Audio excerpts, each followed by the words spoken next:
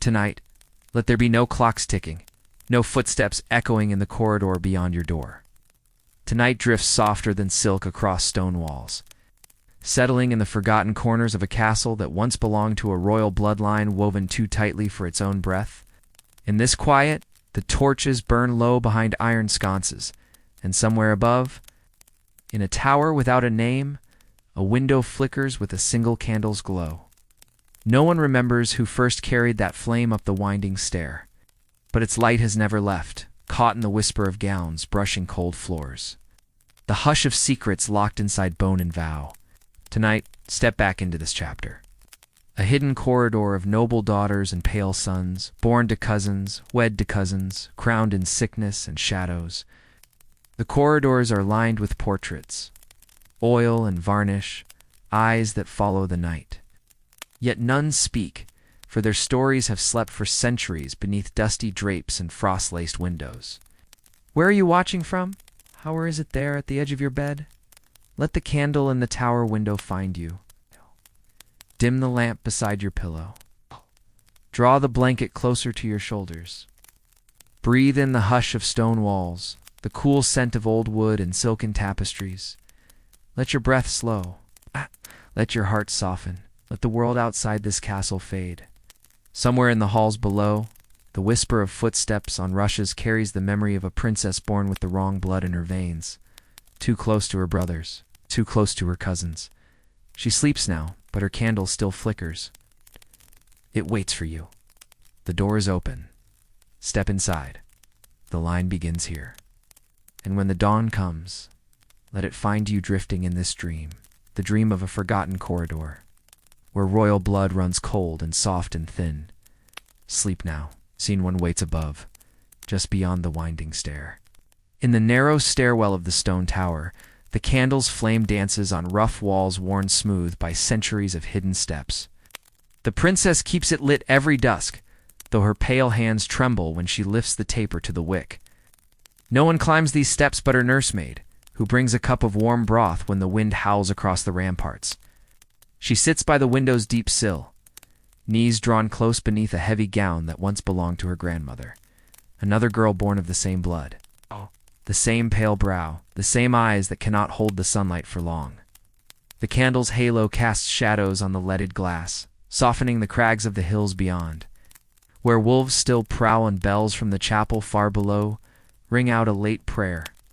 Sometimes she hums to herself, a lullaby half-remembered from a cradle she never truly left.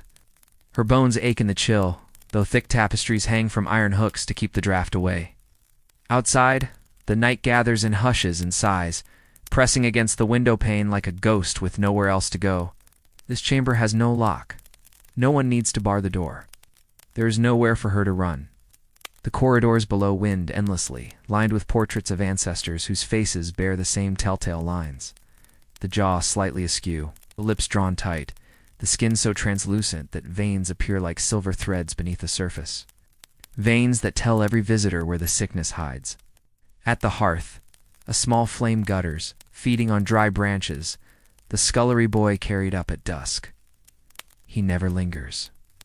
His mother told him never to look the princess in the eye, as if her gaze might pass the burden on to him. Yet when he leaves, she watches him go, imagining the warmth of the kitchen fire where servants gather and talk freely, their blood unbound by paper contracts and sealed alliances. From this tower window, the princess can see the orchard, its trees heavy with frost now. Once a nursemaid carried her down to the orchard years ago, when her legs could still bear her weight. She remembers the sharp scent of apple blossoms, the taste of cider on her tongue. The way the sky seemed so close she could have reached it if she were only a little stronger. But now the orchard belongs to her dreams, like the path through the chapel garden, like the echo of laughter that never quite reaches her chambers. She closes her eyes, letting the candlelight flicker behind her eyelids. There, in the hush between breaths, she imagines herself barefoot in the grass, warm sun on her shoulders, a breeze lifting her hair. The blood that binds her to this tower cannot follow her there. Below her window, a lone owl calls to the night. Its cry carries up the walls, finding cracks and crevices where moss and lichen cling. She listens, holding each note like a secret. She wonders if the owl has seen the faces painted in the gallery, has flown through broken panes to perch beside the silent portraits. Maybe the owl knows what it means to be born of the same feathers, the same brood, yet always alone when dusk comes. In the corner of the chamber, a cradle sits empty. Once it rocked gently on its curved legs, a promise that another child might come. But the cradle has grown stiff with disuse, its linens yellowed with age. The princess sometimes rests her hand on its rim, feeling the ghost of motion, a reminder that her mother too once sat here, humming to a baby who would never grow strong. The candle in the tower window burns lower now, its pool of wax softening the brass holder. She knows the flame will gutter soon, but she does not mind.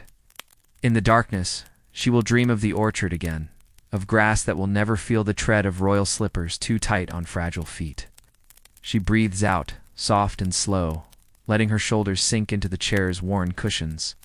In the silence that follows, the walls seem to breathe with her, stone and mortar holding 1,000 nights like this one.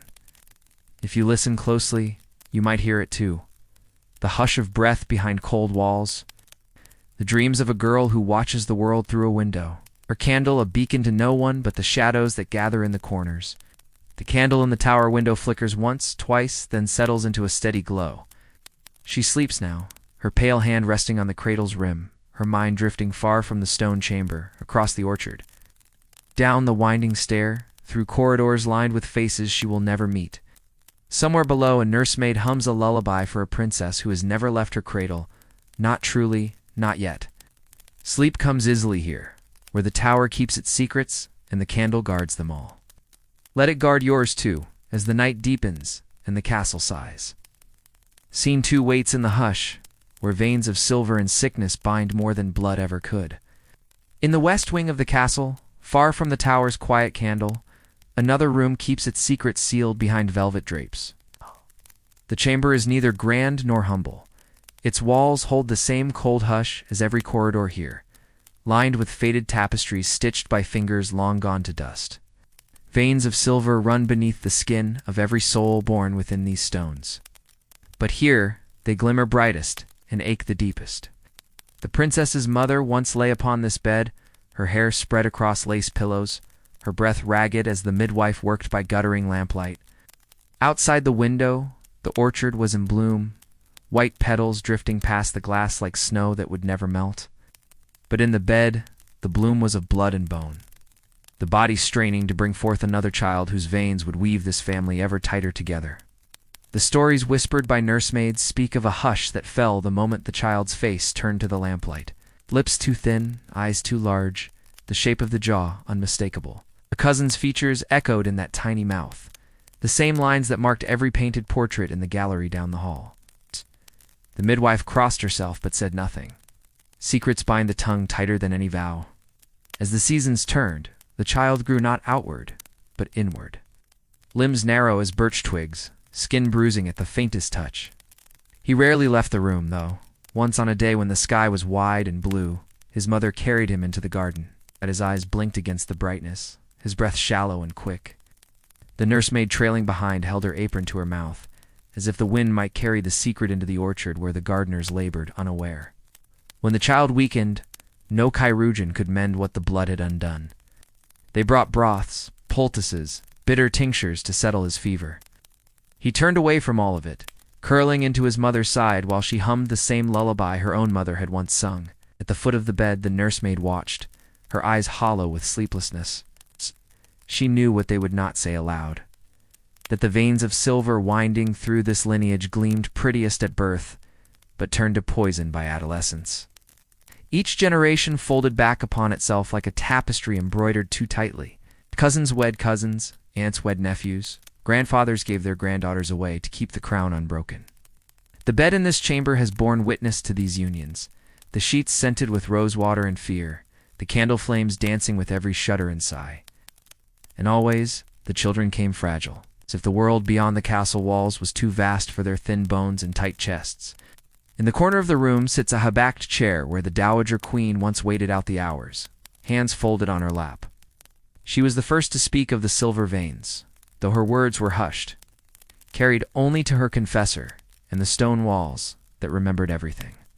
She spoke of a dream, that one day the line might break and give way to fresh blood, untangled and free to run wild through orchard and field. But the scrolls were signed, the contracts sealed. Paper and blood do not yield easily. Tonight that same chair remains by the bed, its cushions worn smooth by decades of watching. The new mother rests there now, head bowed, eyes red from prayers that find no mercy in this place. The child in the cradle beside her stirs, a soft whimper, no louder than the scratch of a quill on parchment. The nursemaid hushes him, her hands gentle but resigned. She knows this cradle will hold him only for so long before the walls claim him, as they have so many before. Beyond the heavy drapes, a distant bell tolls the hour. Its sound rolls through the corridors, slipping beneath doors and between stones. It finds the portraits in the gallery, the locked nursery on the upper floor, the hidden passage behind the library shelves. It finds the princess in her tower, asleep by her candle's glow. It finds the orchard, now bare branches and brittle leaves. In this chamber, the bell's echo seems to pulse beneath the skin, a reminder that time cannot untangle what has been bound so tightly for so long. Ow. The child sighs in his sleep, his breath wheezing in the hush. His mother leans closer, pressing her lips to his brow. She feels the warmth there, the delicate flutter of life that flickers like a candle at the edge of the wind. A nursemaid draws the drapes tighter, shutting out the night's cold gaze. The silver veins beneath the child's skin catch the lamplight for a moment, a fleeting shimmer before the shadows swallow it again. The bed creaks as the mother shifts, gathering her child closer. She hums that old lullaby, her voice thin and sweet, a thread of sound weaving through the darkness. In these walls, sickness is no stranger. It lives in the very blood that built the stone, the mortar, the ancient beams above the hearth. Yet for this moment, mother and child breathe together, wrapped in the hush that settles over rooms where secrets sleep lightly. Somewhere beyond, the orchard waits for spring, though no small feet may ever run beneath its blossoms again. The candle burns low. The child stirs once more, drifting between the waking world and whatever dream waits in the cradle's sway. His mother's eyes close. The nursemaid keeps her watch. In this chamber, veins of silver and sickness bind them all. Mother, child, stone, and shadow. Together in a hush as deep as sleep itself. Scene 3 waits where a mother's pale lullaby rocks the cradle of a kingdom that never learned to let go. Let your eyes grow heavy and drift there, where the next whisper begins. In a smaller chamber tucked beneath the eaves of the east wing, the hush is softer still. The air smells faintly of lavender and damp linen, a scent that clings to the worn rocking chair by the hearth. Here a mother sits in the blue hour before dawn, her arms curled around a child whose breath drifts in and out like the tide against a stone shore. She hums a lullaby older than the bed she sits beside, a tune carried from mother to daughter, queen to princess, nursemaid to babe. The words have faded with time, syllables softened into nothing more than breath. Her voice trembles when she reaches the old refrain. Where the cradle is promised sunlight and fields of violets, yet outside these walls, the orchard remains shrouded in frost. The child in her arms stirs, a pale wisp of a thing, eyes half open but seeing nothing. The midwife told her he might never see truly, that the silver threading his veins stole more than color from his cheeks. His lashes flutter like tiny moth wings against her skin, and for a moment she pretends he looks back at her, that he recognizes the shape of her face bending over him like a candle shielding its flame. In the corner, the nursemaid keeps watch, her hands folded around a length of rosary worn smooth by decades of whispered prayers. She says nothing as the mother hums, her own lips moving in silent echoes. There is nothing left to do but wait, for the dawn, for the hush between breaths to widen into silence, for the hush to become memory. Above the cradle, a tapestry hangs crooked on the cracked plaster.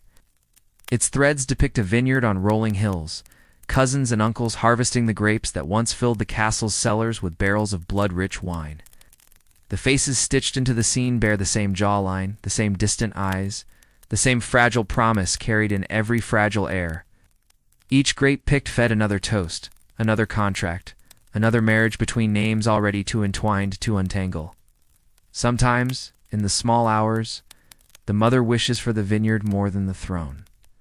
A life far from cold chambers and locked gardens, where her child might run barefoot through rows of green and come home stained with juice instead of blood. But the vines that bind her are older than any wish, rooted deeper than the orchard's oldest tree. She rocks the child gently, her gown pooling around her feet, its hem worn thin from pacing these same boards. The cradle creaks beside her, its empty sway a ghost of all the children who never grew too large to be carried. Generations have slept in this cradle, rocked by lullabies that hush more than just restless dreams. They hush the truth no one dares speak. When she tires, the mother lays him down, her hands trembling as she tucks the blanket under his chin. His breath catches once, twice, then settles back into its fragile rhythm. She rests her palm against his tiny chest, feeling the shallow rise and fall. A flicker of warmth in a world that feels colder by the hour. Outside, the orchard branches scrape against the window pane, a faint tapping like fingernails on wood. She closes her eyes and lets the sound become the sea, the wind, the promise of places she will never see.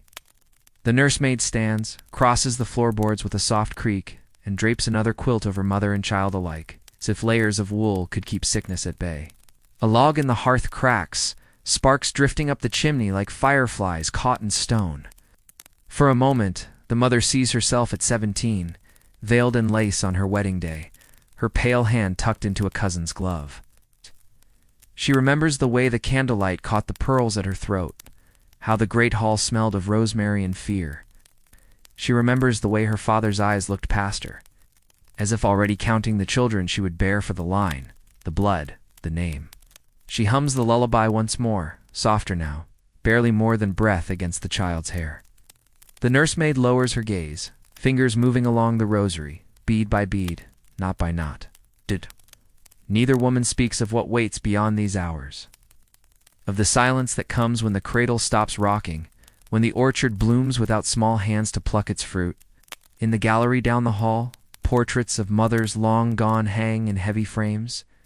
Each painted face wears the same sorrow, the same hint of a lullaby caught in parted lips. Their eyes watch the corridor that leads here, to this chamber where the same song is sung, where the same blood flows too cold to carry hope. The child sighs in his sleep, a sound so small it could be missed in the rustle of leaves outside. His mother presses her lips to his temple, tasting the salt of her own tears. She does not move when the candle sputters beside the bed, does not stir when the wind rattles the shutters. She stays as she is, curved around him like a question, her lullaby drifting into the hush that holds them both. Somewhere far below, in the kitchens, servants light fires and break the night's bread. But here, in the cradle's shadow, the world remains still. A mother's pale lullaby carries through the walls, through the orchard's frost-bitten branches, through the stones that hold every whispered secret.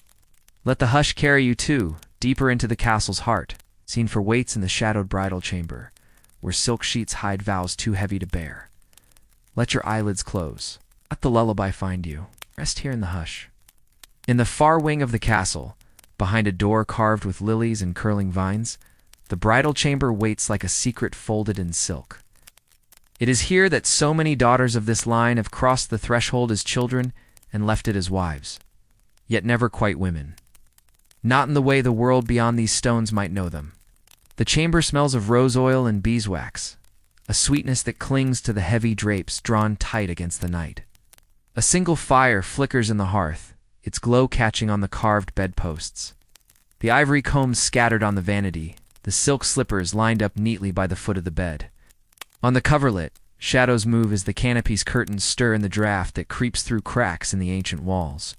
She sits on the edge of the bed now, her feet bare on the cold rushes, her wedding gown unlaced but still clinging to her narrow shoulders.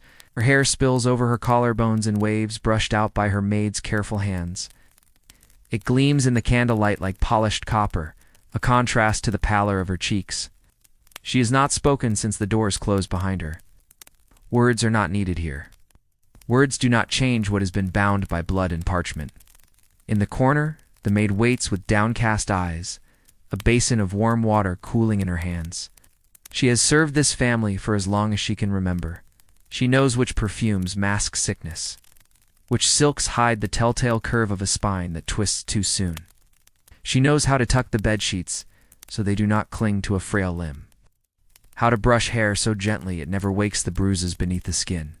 The girl on the bed lifts her gaze to the great canopy above. Embroidered vines snake across the velvet, stitched by grandmothers who spent their bridal nights the same way, waiting for the footsteps that would come down the corridor, going off stone and shuttered windows. She imagines them all there in the dimness, whispering through the heavy curtains, their voices weaving through her hair like the strands of pearls that dig into her collarbone. When she was a child, she would peek through the cracked door on nights like this, watching cousins led by candlelight into rooms that swallowed them whole. In the morning, they emerged with eyes rimmed red and hands hidden in folds of linen. She never asked why. No one ever asked why. The portraits in the hall told her all she needed to know. Eyes that never met her gaze. Jaws locked tight, lips pressed into silence. A draft stirs the flame in the hearth. She shivers, drawing the gown tighter around her shoulders, though the silk offers no warmth. Somewhere in the corridor beyond, a door creaks open, hinges protesting after centuries of bearing secrets on their rusted iron backs. She listens to the footsteps, soft at first, then louder, deliberate, the tread of a cousin she has known all her life. His face familiar yet strange, when viewed through the veil her mother drew across her eyes at the altar. The maid bows her head and slips through a side door, basin in hand, leaving the scent of lavender and sorrow in her wake. The girl sits alone now, her breath shallow as the footsteps draw closer. She looks down at her hands folded in her lap, the pale skin threaded with veins that pulse like silver in the firelight. She remembers her mother's lullaby, the one that promised fields and orchards, laughter and sunlight. None of that waits behind the footfall that pauses just beyond the door. A knock, soft yet certain, breaks the hush. She closes her eyes as if to disappear into the folds of the canopy, into the memory of bare feet running through summer grass she never felt. The door opens. A rush of colder air creeps in with him. The cousin who will seal the line tighter. Cousin whose breath will mingle with hers in the hush of a bridal bed, too grand for so small a secret. He says nothing as he crosses the floor. The boards groan beneath his boots, ancient wood that has borne this ritual 100 times before. He sits beside her, his hand brushing her shoulder, where the gown is slipped. She flinches, not from him, but from the weight of all the footsteps that came before. The fire pops in the hearth, sparks dancing up the flue like fleeting wishes. He lifts the comb from the vanity, runs it through her hair with careful strokes. His touch is gentle, yet there is no softness in what waits. In this chamber, blood and bone speak louder than any vow, louder than any lullaby sung beneath the cradle's hush. Outside the window, the orchard branches scratch at the panes, the wind carrying the scent of damp earth and fallen fruit.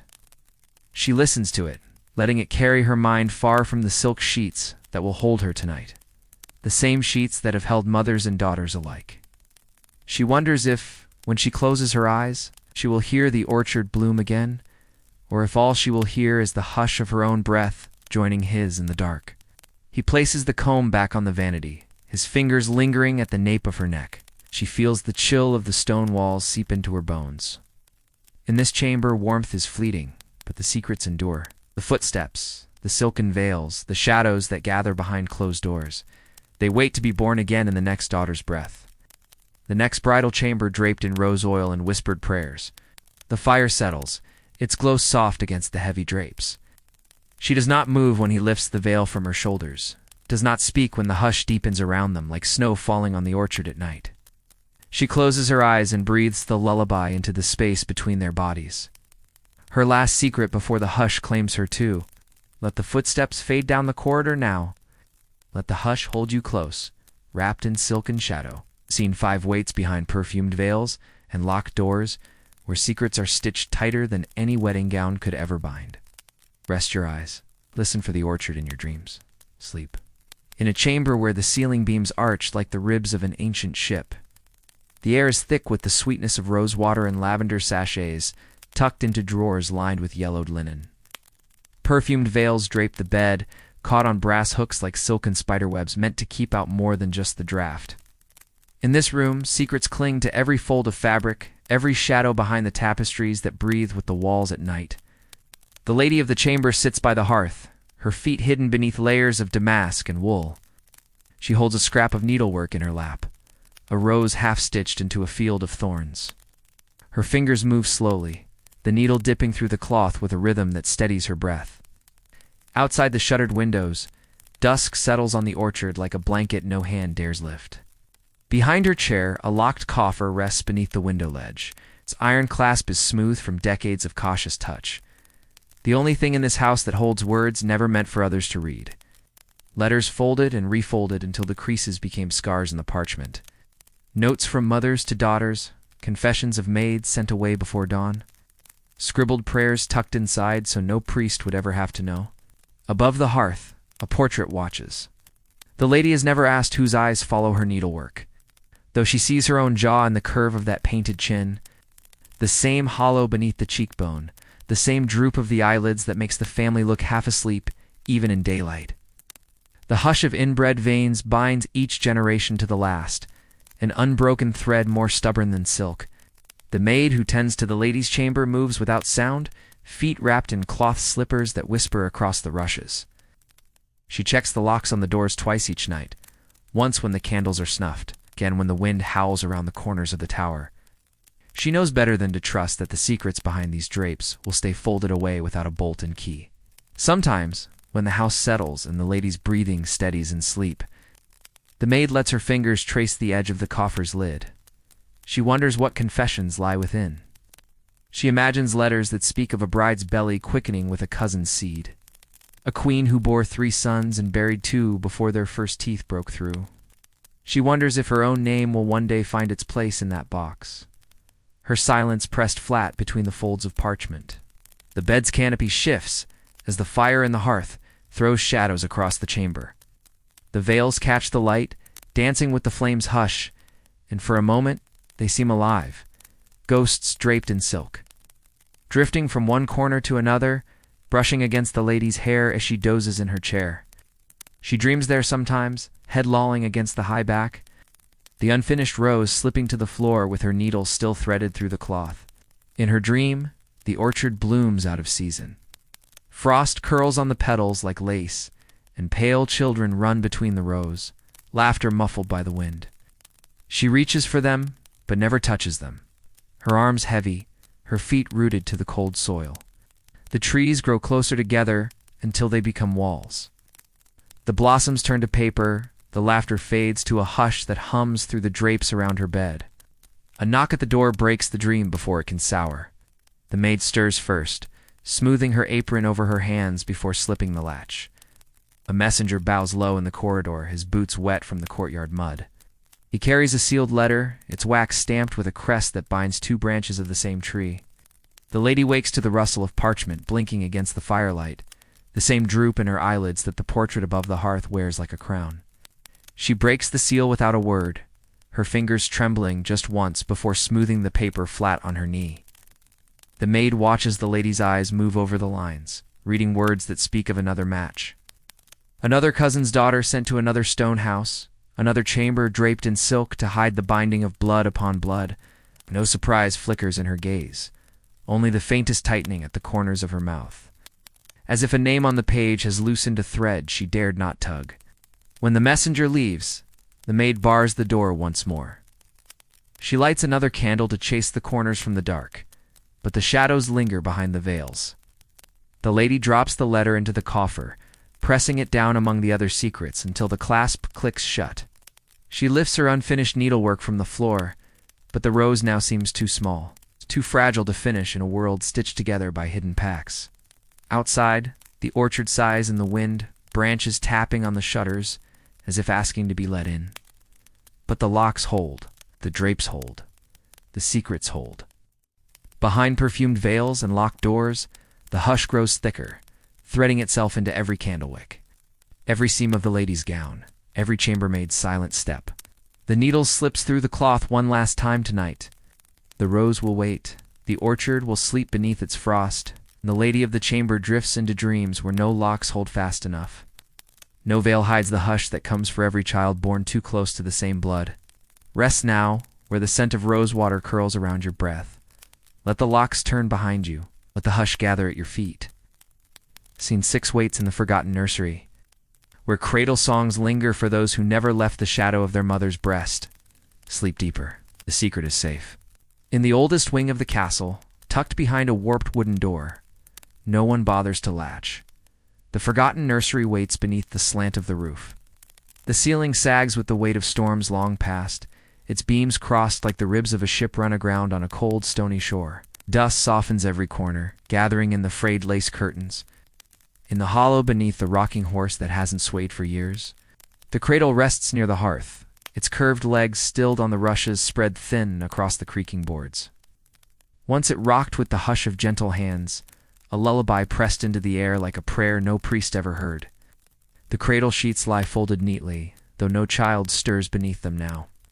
A single silver rattle, tarnished with fingerprints that will never grow, sits in the hollow where a soft head once dreamed.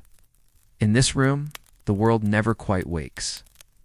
The walls keep their hush even when footsteps echo down the hall, even when mothers pause at the door with keys in their pockets, but no courage to open it.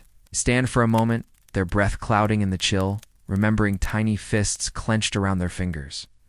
Soft whimpers that slipped into silence before the orchard ever bloomed outside these clouded windows. A small chair waits beside the cradle, its seat worn smooth by the nursemaid's constant vigil. She would hum through the dark hours, her voice carrying tales of fields and flowers that no child here would ever touch. She tucked pale infants into woolen wraps stitched by women who wore the same sorrow in their bones. A sorrow passed down like a family crest no crown could hide.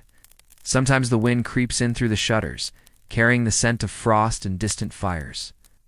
It stirs the cradle's drapery, rattles the cradle just enough to remind the walls that it once moved with life. Shadows gather where the hearth has gone cold, pooling like ink beneath the toy chest brimming with wooden dolls never held, tiny boots never dirtied by orchard mud.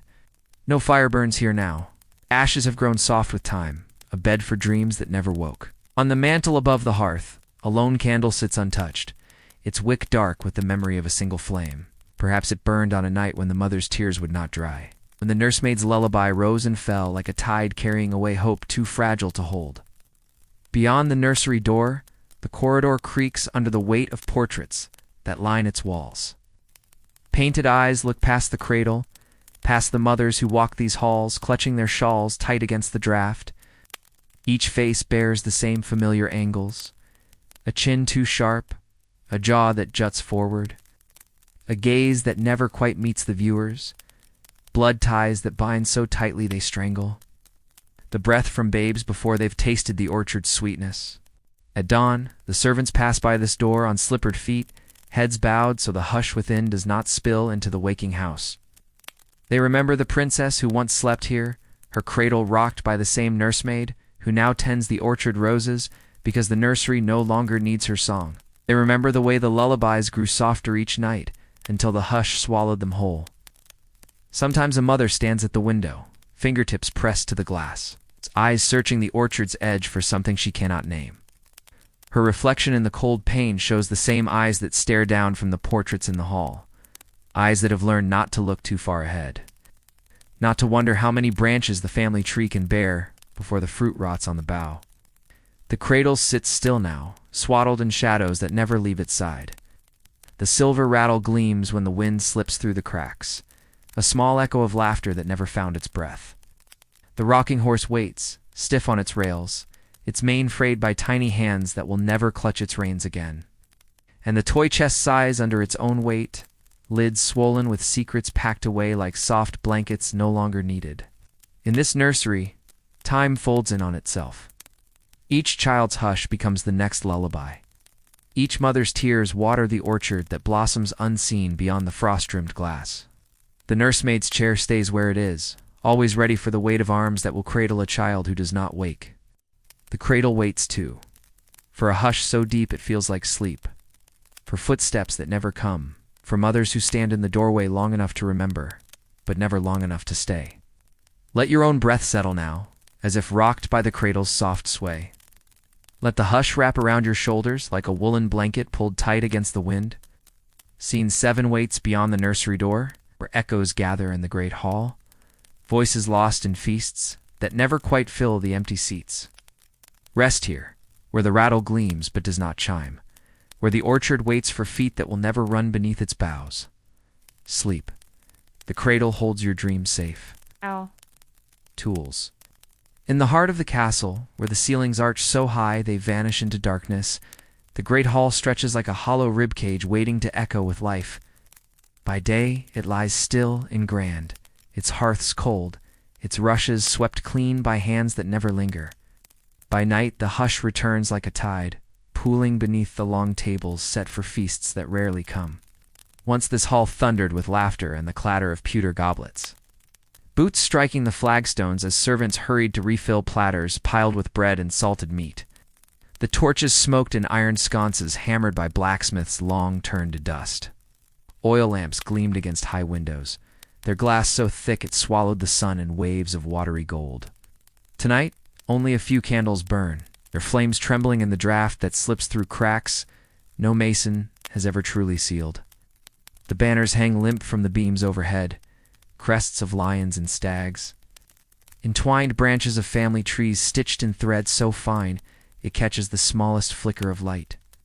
Each banner tells a story few remember fully, yet all know by heart. Cousin wed to cousin, sister given to half-brother in a distant keep, daughters born too sickly to carry the name further than the cradle's edge. At the high table sits no king tonight. Only a single chair, turned slightly askew, its velvet cushion worn thin, where a queen once sat through countless winters. Beside it, smaller chairs remain empty. The spaces where heirs were meant to grow into their father's boots, their mother's crown. But their footsteps never echoed here for long. Servants speak of shadows glimpsed at the edges of the torchlight, small shapes darting between the rushes, laughter that dies before it reaches the ear. A tapestry drapes the wall behind the dais, its threads dulled by smoke and age. It shows a feast in some imagined spring. Orchards in bloom, children playing at the Lord's feet, platters overflowing with figs and honey. But stand too close, and the stitches unravel. The same faces appear again and again. The same hollow eyes and curved jaws repeated in every generation. Each thread crossing back over itself like veins that carry sickness through soft flesh. Below the dais, the trestle tables stand ready, as if the household might fill them by dawn. Pewter plates glint in the candlelight, tankards turned upside down beside them. A draught stirs a folded napkin, its corner lifting and falling with a sigh that feels like breath. The scullery boys laid the places as they always do, though they know the seats will remain empty, except for a visiting cousin or two, come to seal another contract over cold wine and cold glances. At the far end of the hall, the minstrel's gallery yawns open, its beams thick with cobwebs. No song drifts from that dark perch now.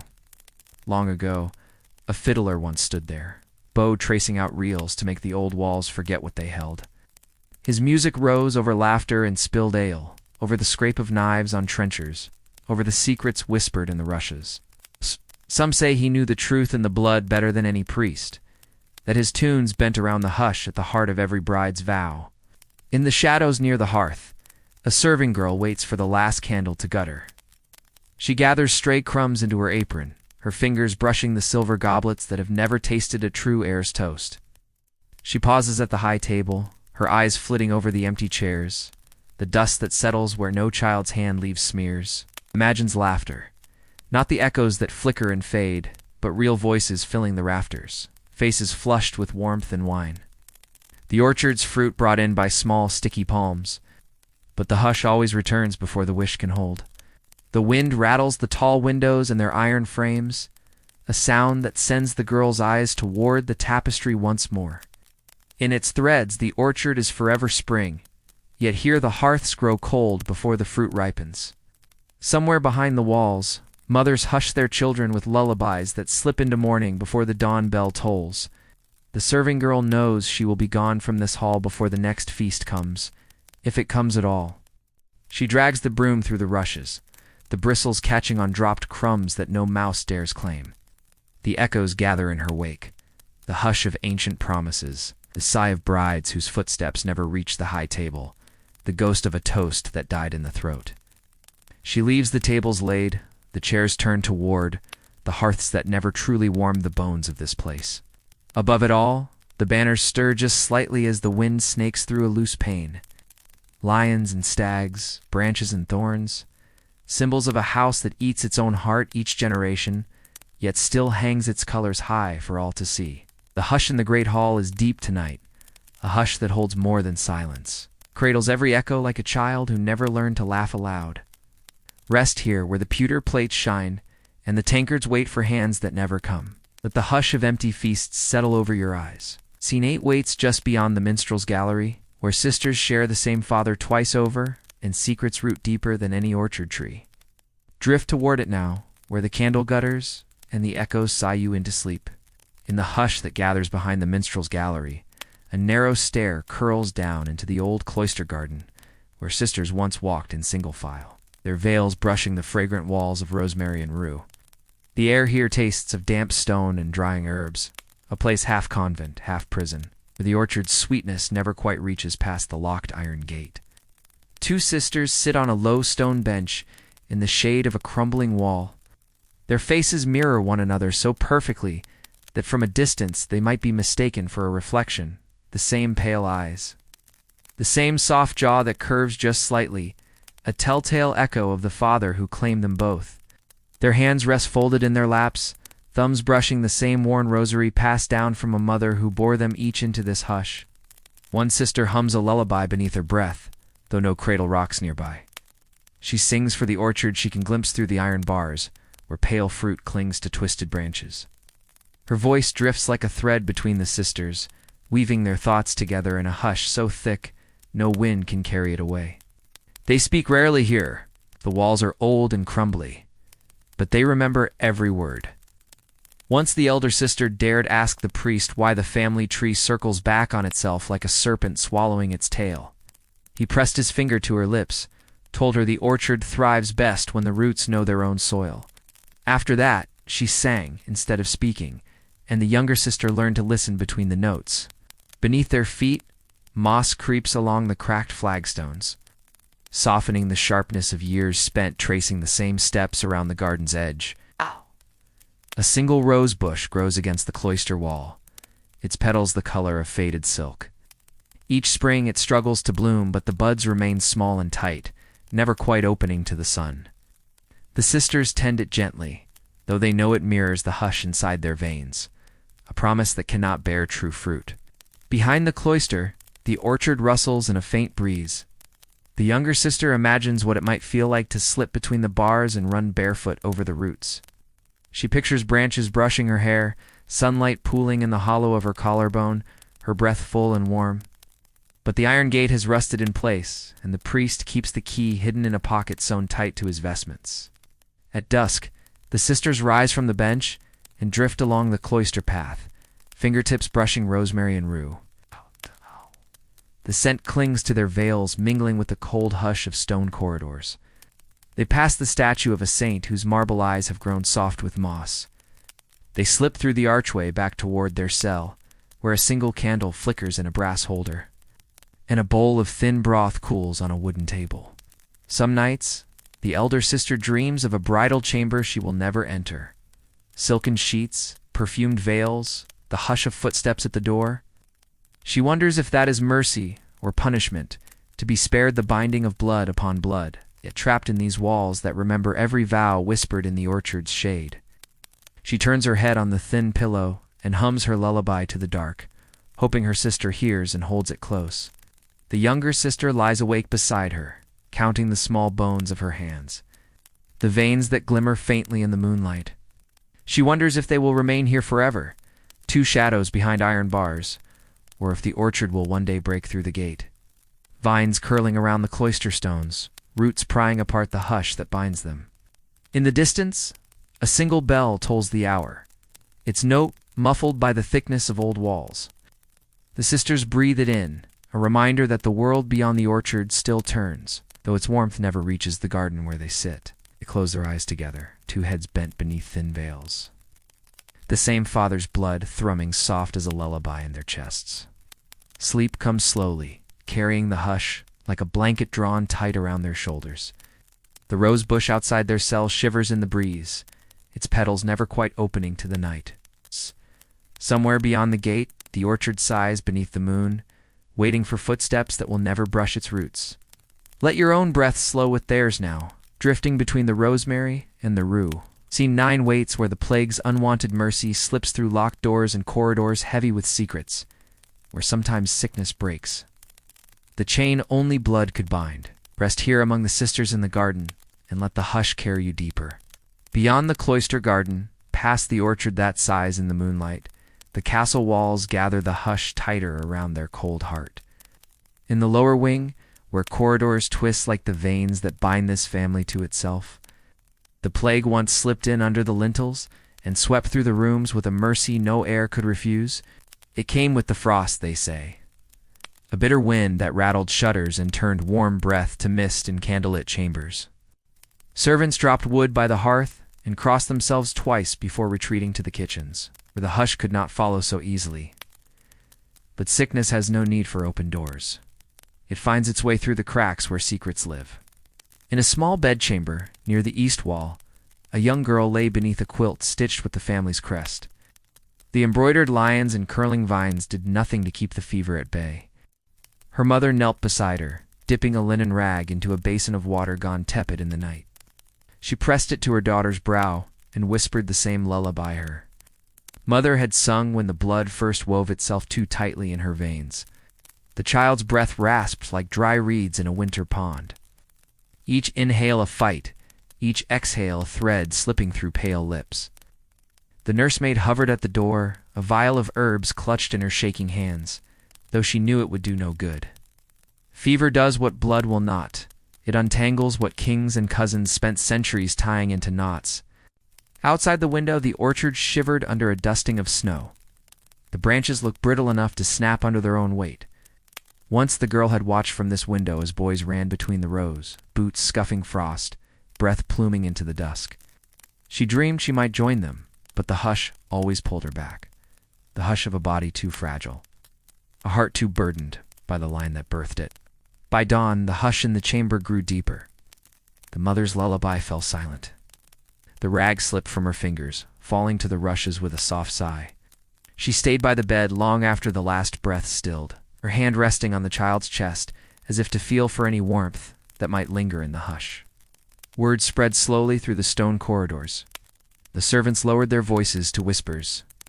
Some wept behind the scullery door, not for the girl alone, but for the strange. Guilty relief that always follows when the bloodline loosens its hold. One less fragile body to cradle in the night, one less air to seal the family tree shut around itself. In the chapel, a single candle burned for her, its flame leaning into the draught that slipped under the great wooden doors. The priest recited words he had spoken too many times before, his eyes tracing the carved faces of ancestors who had watched these small burials come and go for generations. The hush seemed grateful this time, as if the plague had offered a kindness the family could not. Some say the orchard bloomed brighter the spring after the fever left. Petals fell like pale confetti over mossy graves, settling on stones carved with names that echoed one another. Mothers and fathers, cousins and children circling back through time. The fruit swelled heavy on the boughs, so sweet it drew wasps and swarms that hummed above the garden wall. Yet even mercy leaves its mark. Behind shuttered windows, the hush remains, gathering in the cradle, the bridal chamber, the empty nursery where the cradle rocks just once in the night, when no one stands watch. The mother still visits the orchard, when the wind grows warm enough to carry her footsteps down the path. She kneels at the oldest tree, pressing her palm to its bark, feeling the pulse that runs through roots tangled like the family's veins. No song leaves her lips now. She carries the lullaby deep in her chest, a hush so soft it belongs more to the orchard than to her. When the branches creak overhead, she listens for her daughter's breath among the rustling leaves, though she knows the wind carries it far beyond the stone walls that kept her so small, so pale, so easily untangled by a sickness that asked no permission to enter. The plague's mercy passes like a ghost through the corridor still. It brushes cold fingers over portraits that watch from their gilt frames, eyes forever drooped, mouths closed tight around secrets too heavy to speak. It stirs the rushes in the nursery, rustles the veils in the bridal chamber, flickers the candle in the tower window. Let it pass through you now. A hush that does not bind but loosens, unwinding the knots for just a moment so your breath can slip deeper. Scene 10 waits where a gilded portrait hangs with no smile. The face behind the varnish bearing witness to the lineage that twists and turns until the canvas sighs beneath its weight. Drift toward that painted hush. Let the orchard bloom inside your dream. Sleep. In the long gallery, where the wind creeps through cracked panes and tapestries breathe against cold stone, a single gilded portrait hangs apart from the others, a canvas so heavy it seems to bend the nail that holds it. The face within the frame bears the family's familiar shape, the jaw that juts forward just so, the lips pressed tight as if they have never once parted in laughter. But what draws the hush around this painting is the absence of a smile that never was. The portrait sits in its golden cage, draped in dust that no servant dares to wipe away. At dusk, the light from the west windows catches the varnish, setting a soft glow along the ridge of the painted cheekbones.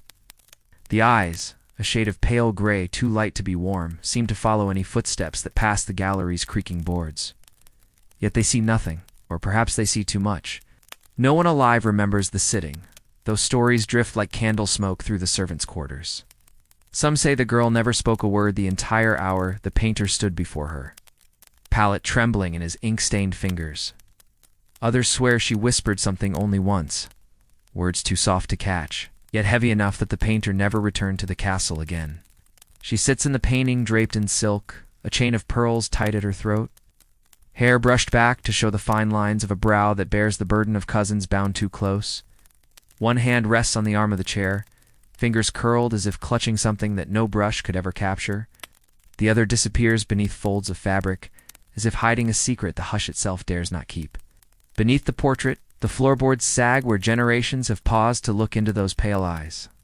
Brides on the way to the shadowed chamber stop here for a breath they cannot name, their gloved hands brushing the carved frame, as if they might find an answer in the cold gilt leaf. Nursemaids with infants pressed close hush their steps as they pass, whispering prayers into soft hair that will never grow strong enough to stand alone. Sometimes, when the wind sighs through the gallery, the portrait seems to hum, a sound just at the edge of hearing, like a lullaby caught between paint and varnish. The girl's face glows faintly in the dusk, the shadows gathering beneath her jaw, where the family's bloodline carves its mark. Her lips remain pressed together, yet the hush that swells around her mouth feels almost like the breath before a question. Behind the canvas, the stone wall stays damp all year round. No fire reaches this far. No candle burns bright enough to chase the chill that seeps through mortar and bone alike. A servant once claimed she felt a heartbeat there, her palm pressed flat to the wall behind the girl's painted hair. But when she spoke of it, the steward sent her away to the orchard to gather windfall apples that no child would ever eat. Above the portrait, the beam that bears its weight creaks at night. The sound trickles down the corridor, echoing off marble busts of ancestors, who look away as if unwilling to share the hush. Some nights the wind rattles the panes so fiercely that the varnish glistens like wet skin, the painted eyes flashing silver in the candlelight. Yet the lips never soften, the corners never lift. The hush holds them closed, a promise kept for centuries. In the spring, when frost retreats from the orchard's edge, the branches cast their shadows across the gallery floor, thin fingers that creep up the frame of the portrait. They look like veins. Some say, the same silver threads that run beneath the skin of every child born too close to a cousin's arms. The painted girl feels them too, her face forever turned toward a world just out of reach, her mouth closed against words that could never bloom in that thin air. Sometimes a child, small enough to slip away from a nursemaid's skirt, wanders into the gallery and stands before the portrait. Their reflection catches in the glass, face pale against the hush that drifts through the corridor. For a moment they see themselves not as they are, but as they might become, eyes heavy with secrets, lips sealed against the truth of where the orchard's fruit really grows. When the dusk thickens and the candles gutter, the hush settles heavier around the frame. The painted pearls gleamed faintly at her throat, like the last echo of a lullaby swallowed by stone walls. The portrait sighs, though no breath stirs the gallery. The girl behind the varnish keeps her silence, eyes open to watch the hush weave itself from floorboards to rafters, draping the long corridor in sleep. Let your own eyes soften now, as if the painted girl could see you too. her hush a blanket pulled across your shoulders. Scene 11 waits beyond the arch, where the midwife's silence slips between cradle and bridal bed, her hush heavy with secrets never spoken aloud. Rest here, where no smile ever blooms, and the orchard's shadows stretch just far enough to hold your dreams. Sleep. Down the west passage, past the portrait's sealed lips, and the hush of eyes that follow but never see, the corridor dips into older stone, low ceilings, doorways too narrow for broad shoulders, corners where rushes gather in dusty nests. Here, in the rooms nearest the servant stairs, the midwife's hush lingers long after footsteps fade. The midwife's chamber is small, single window lets in a sliver of orchard light when the moon sits right above the gable. Herbs hang from the beams, their scent softening the air with rosemary, dried yarrow, lavender stalks bound in twine.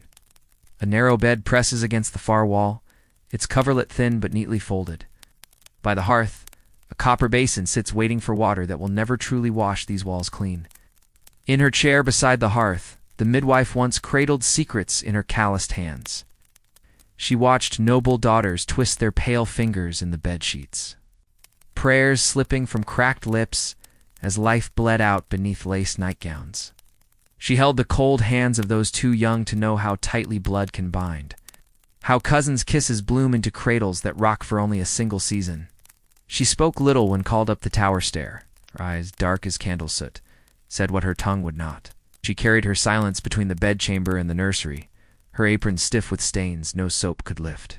The hush in her steps was a mercy to mothers, who listened for a child's first cry and heard. Instead, a hush that settled heavier than snow on orchard boughs. At the foot of her bed sits a battered chest, its brass latch smooth from her thumb, pressing it open and closed in the hours before dawn. Inside lie scraps of muslin too small to swaddle a whole dream. Lockets bearing curls of hair, pale, fragile strands that once brushed a mother's cheek, now tucked away in the hush of folded linen. Small shoes never worn, stitched by candlelight in the hope of footsteps that never grew strong enough to echo down the stone hall. When the hush grew too thick, she would slip out into the orchard. Bare feet in the cold soil, the scent of frost and fallen apples, a balm against the iron temp that clung to her hands. There she whispered her secrets to the trees, to the roots that drank in everything without question, that held every story safe beneath the moss. In spring, petals fell onto her hair like blessings the church never gave her, the hush broken only by birdsong that would not settle in the rafters of stone walls. No ledger bears her name, no portrait watches from the gallery, yet every corridor remembers the shape of her shadow. The way her lantern glowed against the cradle's edge, the hush she carried from mother to mother again.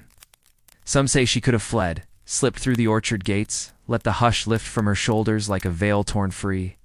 But the roots ran deep, binding her to this house the same way silver veins run beneath thin skin. On nights when the wind claws at the shutters, the servants still say they hear her hum, tune without words, winding through the nursery door, brushing the tower stair, curling beneath the portraits that hold their painted breath. A lullaby for secrets never spoken, for children never named. For mothers who pressed her hand to their cheek in the final hush before sleep, took them further than the orchard wall. Her chair by the hearth stands empty now, though the seat bears the shape of a body that waited too long for mercy to knock at the door. The copper basin shines dully in the gloom, holding nothing but the hush of water long gone cold. The herbs above sway when the wind slips through the chimney, scattering dried petals across the stone floor. If you listen closely, you might hear it. The echo of a cradle creaking, the faint hush of a lullaby swallowed by the orchard's roots. The midwife's silence still lives in the walls, and the softness of footsteps on the servant's stair. In the hush that clings to every cradle left empty before dawn, let your own breath slow now, as if the midwife's hand rests warm on your brow. Scene 12 waits near the orchard's edge, where a lonely tower keeps watch above the vineyard. A pale girl behind the glass, eyes searching rows of vines she'll never touch. Rest here, where the hush wraps secrets in muslin and slips them into dreams. Let sleep carry you into the vineyard's shadow. Where the orchard gives way to gentle slopes of green, the old vineyard stretches in crooked rows down the hillside, its vines tangled like veins beneath the earth. And above it all, perched on a lonely rise of stone and lichen. A tower window flickers with pale candlelight, a single flame that has watched the harvest come and go for years uncounted. Inside that tower, the walls press close. Rough stone, smoothed by the brush of a girl's gown, as she leans at the window ledge. Her breath clouds the glass in the chill before dawn, fingers splayed against the pane as if she might slip through it and scatter her hush among the vines below. But the window stays shut, its iron latch stiff with rust, its corners stuffed with scraps of linen to keep the wind from gnawing at her bones. She has never felt the vineyard's soil between her toes, never tasted the grapes straight from the cluster, their skins warm from the sun. Yet she knows the scent of the rose in autumn, sweet and sharp when the fruit hangs heavy enough to bend the oldest canes. She watches the pickers move through the mist at first light, baskets strapped to their backs, laughter drifting up the slope on mornings when frost clings to the leaves like lace. Sometimes the nursemaid brings her a single grape on a pewter dish, an offering from the harvest she'll never join. She turns it between her fingers, its skin cold, the bloom dull and gray. She imagines what it would feel like to walk those rows with a cousin's hand in hers, feet brushing against fallen leaves, warm wind stirring her hair. But the hush curls tighter around her chest, reminding her why her feet never touch the earth. At night, she curls on her narrow bed, the covers pulled tight beneath her chin. She listens for the vineyard's hush. The creak of vines in the wind, the soft roll of barrels in the press house below. The footsteps of men and women born far enough apart that their children will run strong and free among the rows. She wonders if they taste something different in the wine, sweetness she will never swallow, a warmth that never reaches her belly. A cradle sits in the corner, its rockers worn flat by years of quiet swaying. It once held her brother's pale boys who coughed too soon and slept too often. She remembers her mother pressing her cheek to the cradle's rim, humming that old lullaby until her voice cracked like dry vines in winter frost. Now the cradle stays empty, draped in a coverlet stitched with grapes and curling tendrils that never quite bloom. The girl shifts on her stool, candlelight catching in her hair like threads of spun gold. Her reflection in the window glass looks back at her. The same jaw that juts just so. The same eyes that flicker with a question no one dares to answer. She touches her lips to the glass, a cold kiss for the vine she never tastes. Outside, the vineyard sighs under the weight of its own abundance. Below her tower, the press house hums with the harvest. Men stomp the grapes barefoot in wide vats, purple juice staining their ankles, laughter rolling like barrels down the slope. She wonders if their children watch from cottage windows, cheeks flushed with orchard wind, voices rising without hush or shame. She wonders if they dream of towers, or if they sleep easy under thatch and stars. A nursemaid climbs the spiral stair just before dusk, lanterns swinging at her side, the hush of worn slippers brushing each stone step. I finds the girl at her window, eyes soft with longing. She lifts the pewter dish once more, this time with 2 grapes, one for each hand, a small sweetness to break the hush for a moment. The girl smiles but does not eat. She rolls the fruit in her palm until its bloom rubs away, the skin's dull and bruised. When the candle gutters, she slips into bed without a word. The nursemaid tucks the blankets tight, hums the lullaby that winds through cradle and corridor, vineyard and orchard alike. The girl listens with half-closed eyes, breath slowing as the hush drifts from the window to her pillow. In her sleep, she walks the vineyard rows barefoot, her dress brushing the heavy clusters, her fingers tracing the veins of every leaf. The nursemaid gathers the untouched grapes from the window ledge and slips them into her apron pocket. She knows the hush will keep the girl safe tonight. Wrapped in linen and lullabies, far from the soil her feet will never know. Below the tower, the vineyard creaks in the wind, vines rustling like pages turned too slowly to read. The barrels roll into the press house, the laughter fades into the hush, and the candle at the window flickers once before settling into darkness. Rest here, where the harvest never quite touches the tower's stones. Let the hush of vines and wind drift across your skin. A scene 13 waits beyond the press house wall, where an emperor's broken son lingers in the hush of corridors he will never rule. Let your breath slip deeper, tangled in vineyard dreams. Sleep now, and dream among the rows.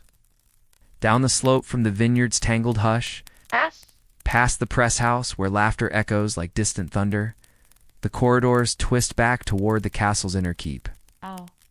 Here the hush thickens again, pressed into stone floors worn smooth by centuries of footsteps that lead to a chamber where an emperor's broken son waits behind an oak. Door too heavy to open from within. The boy, though he is no longer quite a boy, sits by a narrow window cut deep into the wall.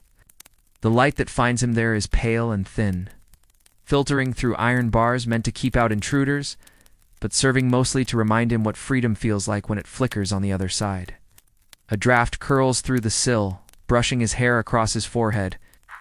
Soft as a mother's hand, though no mother waits for him now. His back bends awkwardly, where the spine never grew straight. Fingers twist in his lap, nails bitten to the quick. He hums sometimes, low and tuneless, a breath of sound that rattles the hush when the wind rattles the shutters too. Servants pass outside the door with bowls of broth and bread that he picks at in silence. They speak of him only in murmurs by the kitchen hearth, crossing themselves when the hush grows too near. On the wall opposite his narrow bed, a portrait hangs askew, an ancestor whose jaw juts forward in the same cruel tilt. His eyes droop under the weight of a crown he never truly bore, though the boy stares at that face for hours, lips moving as if in quiet conversation, though the hush steals every word before it can root in the stone. Once, they say, he walked the orchard paths at dusk, a nursemaid's hand at his elbow to steady the limp in his legs. He pressed his cheek to the oldest apple tree, eyes closed, as if he could feel the world moving beneath its roots. But the orchard wind was too much for lungs already starved by blood, too thick with its own secrets. When he returned to the keep, they shuttered his window and sealed the garden gate. Sometimes at night, a soft tapping comes from behind his door, the echo of a father's boots pacing the corridor, the sigh of his sister leaning close to whisper a name he struggles to remember. His mind flickers like a candle's flame, bright and clear for moments, then guttered by shadows that curl around his thoughts, leaving him alone with the hush that hums in his veins. He does not see the orchard bloom each spring, does not hear the vineyard songs rise over the hills at harvest. Instead, he sits in his high-backed chair, a blanket tucked around his shoulders, eyes fixed on the single patch of sky that the iron bars will allow. When the wind blows just right, he swears he can taste the grapes crushed to juice, the sweet tang of cider from fruit he once held in small, clumsy hands. The nursemaid still brings him books bound in cracked leather, pages soft with years of turning. Oh. He traces the words with crooked fingers, lips shaping stories of emperors who ruled whole kingdoms with steady hands and bright eyes that never drooped beneath a heavy crown. He does not know that the hush waits at the edge of every page, ready to slip between the lines. When sleep takes him, it comes gently. A drift of breath that pools at the window, curls around the iron bars, slips down the orchard slope to brush the vineyard rows. He dreams he stands straight and strong, boots sinking into damp earth, hands buried in warm soil that does not care about the bloodline running through his veins. He dreams of laughter rising from the press house, a sister's hand in his, a promise that the hush might break if only he could step beyond the door. But dawn comes, and the hush remains.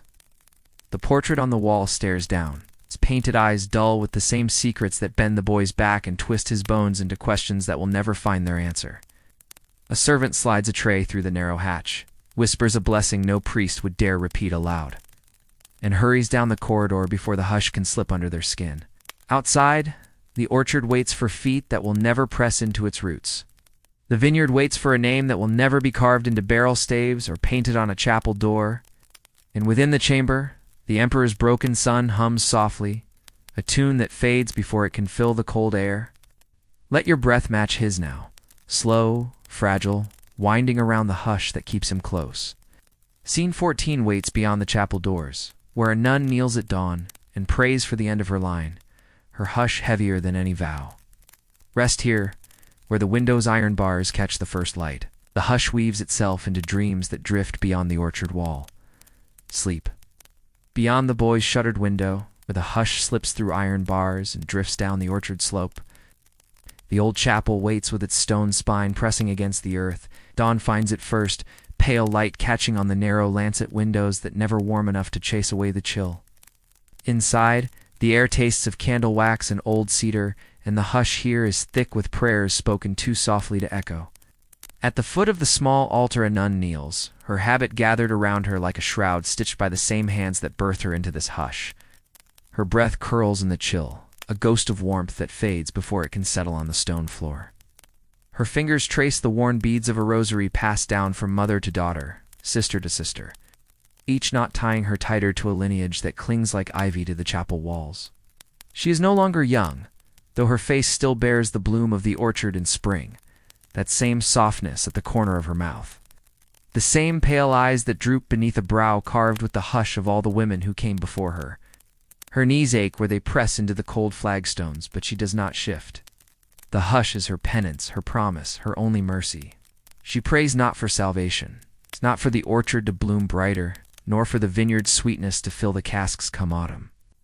She prays for an end, a breaking of the bloodlines chain that binds child to mother, sister to brother, cousin to cousin.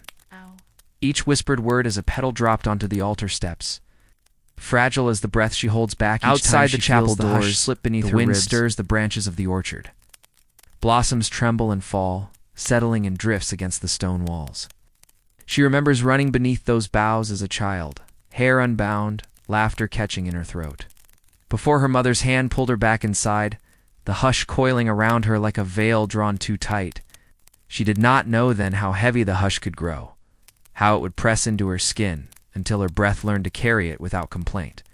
When her vows were spoken, the hush became her second skin. She sealed herself behind the chapel gates, turned her eyes away from the orchard that might have held children with hair like hers, laughter like hers, running through rows unmarked by the blood that ties root to root, branch to branch. She learned to kneel for hours without shifting, to press her thumb into the beads until the skin split and healed again. A small pain to match the bigger one she could not name aloud. Sometimes, when the wind rattles the stained glass, she imagines. She hears footsteps in the nave, small feet skipping down the aisle, a child's giggle hidden in the hush.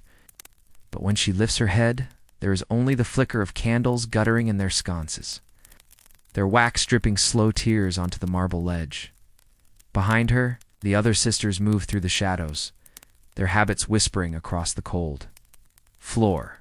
They tend the chapel's hush like a garden that needs no sun, sweeping the aisles, placing spent candles, carrying the scent of lavender and beeswax in their wake. They do not speak of the orchard or the cradle songs that ended before they could grow into lullabies for strong sons and laughing daughters. They let her prayers hold that burden alone. She shifts her knees on the stone and bows, her head lower, pressing her brow to the edge of the altar. Her breath is steady now, each exhale a seed planted in the hush.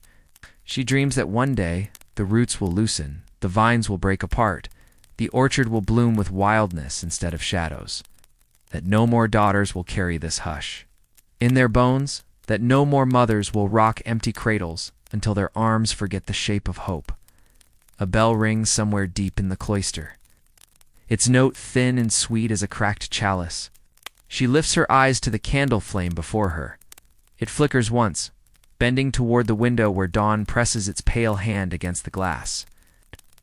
The hush slips out with her breath, curling around the nave, brushing the worn pews, settling into the stone walls that hold these prayers like secrets no one dares repeat. She does not stand when the bell's echo fades. Her fingers remain tangled in the rosary, her lips part in a final hush. Outside, the orchard shifts in the wind, petals drifting like confession she cannot take back. The roots below drink them in, binding them to the bones of all who came. Before yet somewhere deep beneath the frost, a single root strains against the hush, ready to break if the prayer is strong enough. Let your own breath ease now, as if your knees rest on the same cold stone. Scene 15 waits where distant bells ring across the moors, carrying whispers of a cousin born far from these corridors, a branch that might yet slip the hush. Rest here, in the chapel's shadow, where the hush bows its head beside you.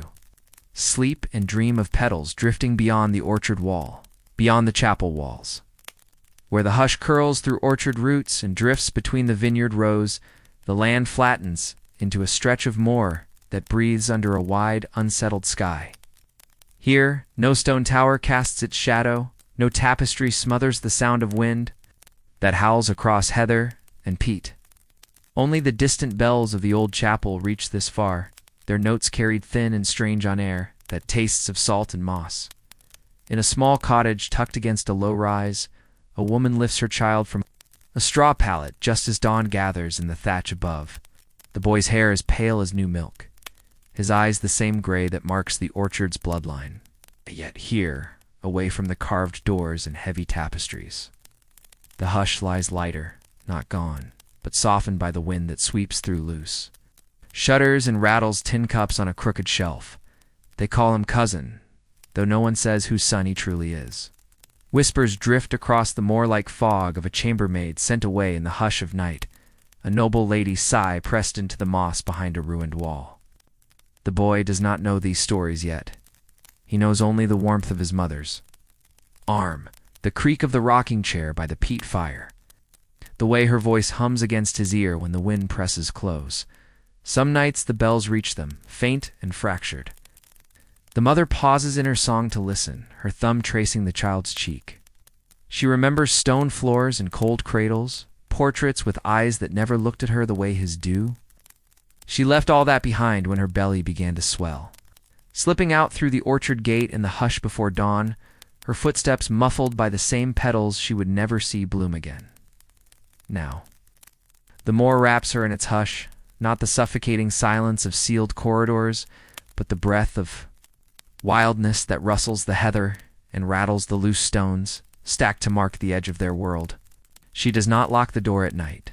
The wind keeps watch, the peat fire keeps watch. The hush settles only as deep as the child's sleep will allow. In spring, she carries him to the rise above the cottage, her skirts damp with dew, his breath warm against her neck. They stand where the moor rolls out like an old quilt, stitched with stone walls and sheep paths, and pockets of gorse that bloom yellow against the gray. She lifts his small hand to the wind, lets him feel it curl through his fingers like a promise that he will not wear the hush as heavy as those who came before him. She knows the orchard waits behind her, roots digging deep where the family tree knots back upon itself. She knows the bells will always find her, some dawn when the mist lies low and the hush inside her chest aches to be spoken.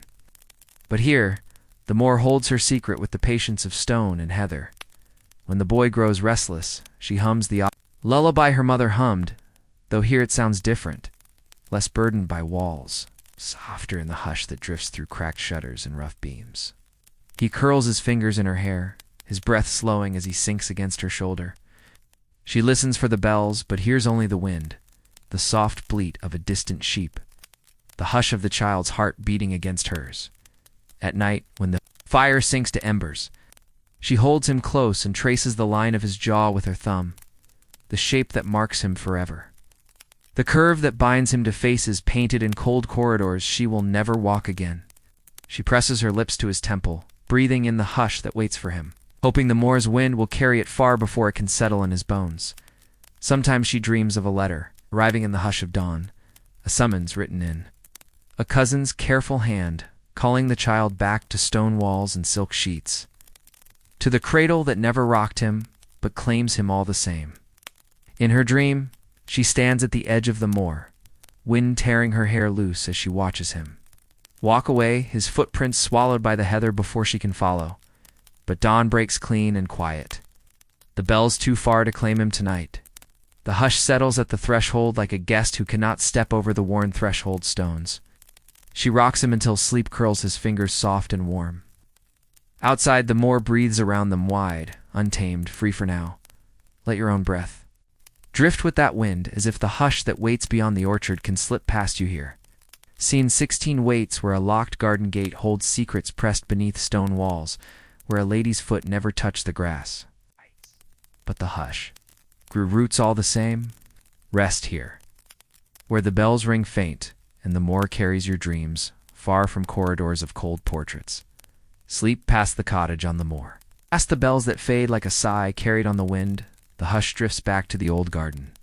Walled in stone, a garden no child's footsteps ever marked, no bare heel ever pressed into its soft green hush. The gate stands locked at the far end of a moss-grown path, its iron bars draped in ivy that climbs higher each spring, curling around the latch like fingers clinging to a secret. Inside the walls, roses climb toward the pale sky, their blooms too heavy for slender stems that bend beneath the hush.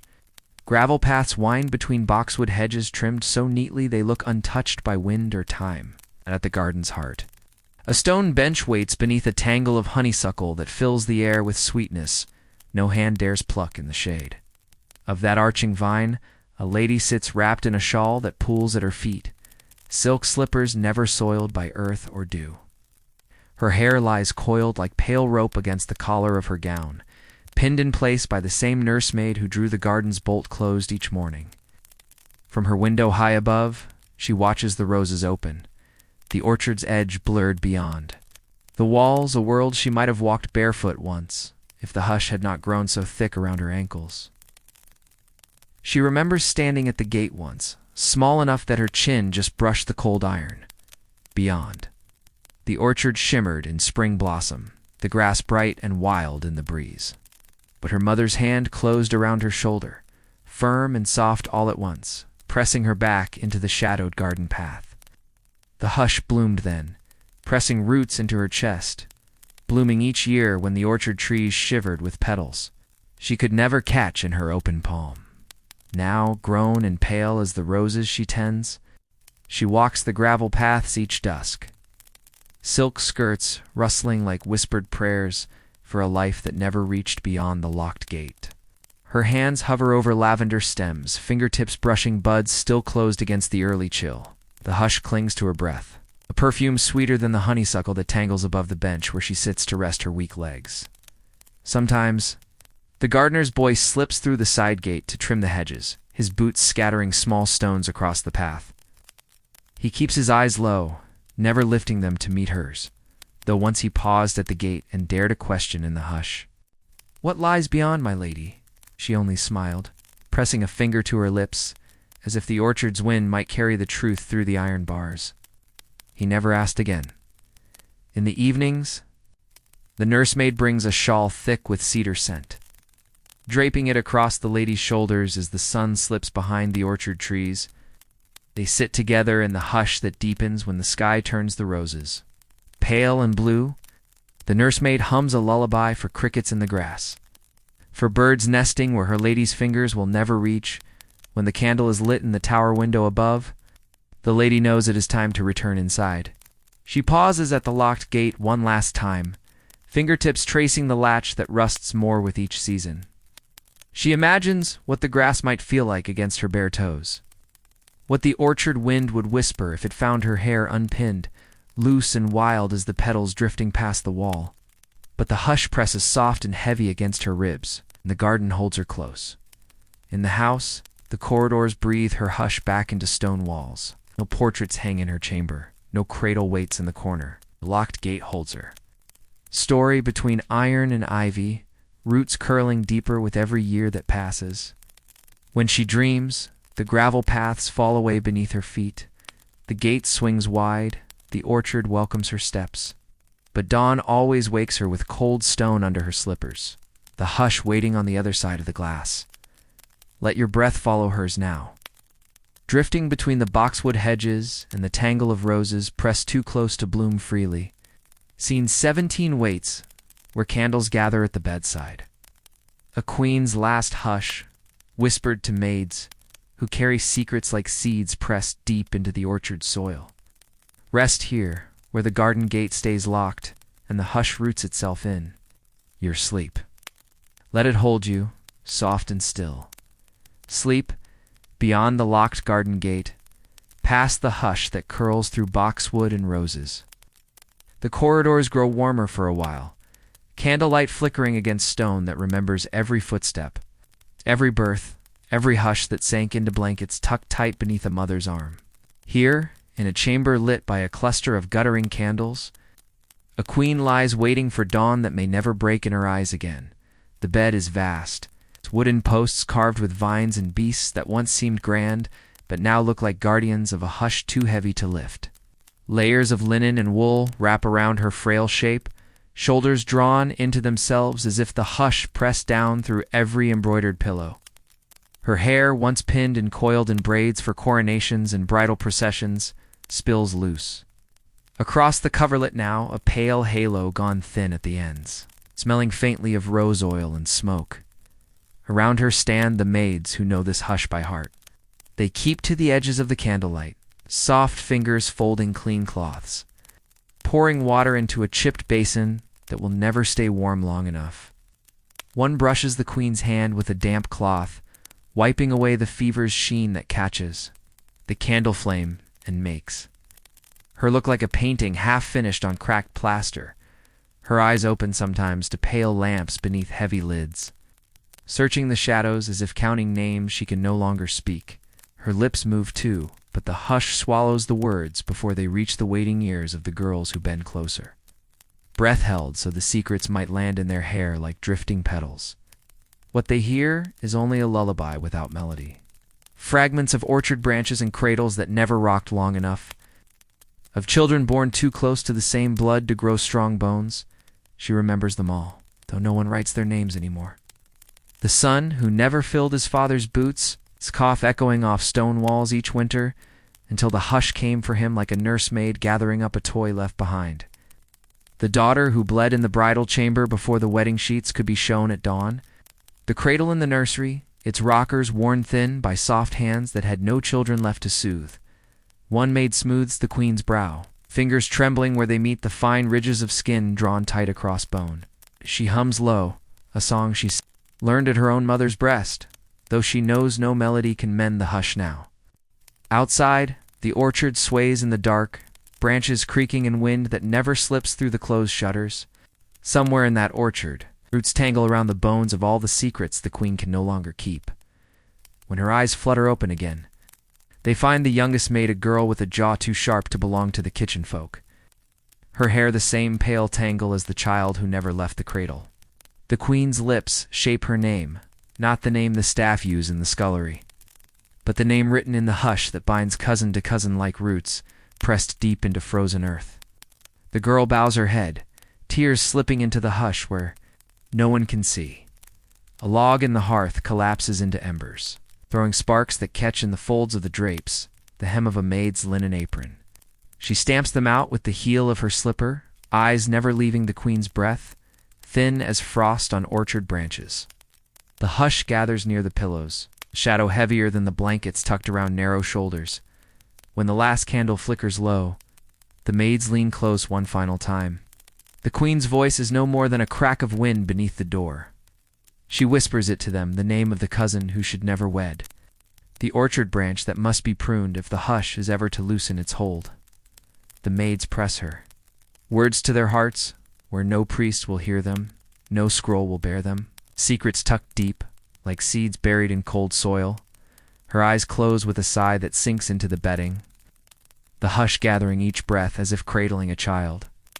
One by one, the maids snuff the candles, leaving the chamber to the hush that settles in like winter, soft and final. Beyond the window, the orchard bends beneath the wind, petals clinging to branches that will bloom again. Come spring, a bloom that may yet remember the queen's last hush. Let your own breath slow now, as if the hush lies warm at your shoulder. Scene 18 waits where marriage contracts are signed in ink and blood, vows binding families tighter than any silk. Stitching the hush deeper into every cradle yet to come. Rest here, where candles gutter and secrets find sleep in soft hands. Drift deeper and let the hush carry you to the next door. Sleep beyond the hush of candles snuffed at the queen's bedside, past the maids slipping secrets into their aprons like seeds. The hush winds down the corridor to a chamber lit, not by soft flame, but by the cold gleam of wax seals and ink drying on parchment. Here, in a room lined with shelves of scrolls and contracts bound with ribbon, the color of bruised grapes, a marriage waits to be sealed in blood. The table is long, its oak surface scarred by generations of quills scratching out names that bind. Cousin to cousin, sister to half-brother, branch to branch until the family tree curls back upon itself like a serpent swallowing its tail. At its head sits a scribe whose eyes droop beneath heavy lids, his breath wheezing in the hush that wraps this room tighter than any bridal veil. dips his pen again and again, tracing letters that will hold like iron chains long after his own bones rest beneath orchard soil. Two families stand on either side of the table, their faces pale and drawn in the flicker of the single lamp that burns low but steady. No one meets the other's eyes for long. Their hands fuss with cuffs and brooches, with signet rings slipped on and off slick fingers. The hush trembles in the corners, catching whispers meant for the hearth, but spoken here instead, where the walls listen without mercy. The bride stands. Behind her father, veil drawn so close, her breath fogs the lace. She feels it cling to her lips, warm for a heartbeat before the hush claims it. She is young enough to remember orchard winds on her face, young enough to have dreamed of a husband with no blood ties to knot her veins so tightly they might choke her heart before it learns to beat for itself. But the hush has taught her well. Taught her to stand still as a portrait, to smile without showing teeth, to lift her chin just so when the scribe looks up to see her name inked beside her cousin's. The groom is older, his hands spotted like bruised fruit. He drums his fingers on the edge of the parchment, rhythm that echoes in the hush like a cradle rocking just once before falling still. His mother leans close, breath sour with wine. That has dulled her hush for the night. She murmurs of airs and vineyards, of vines that run thicker when roots know their own soil. Her words slip into the hush like stones tossed into deep water. No ripple, no echo. It's just a weight that sinks and settles at the bottom. When the scribe's pen stops, the father lifts the quill first, pressing his name into the parchment with a flourish that looks proud but feels like a shiver. Next, the mother, her hands steady, though her eyes flick to the girl in the veil.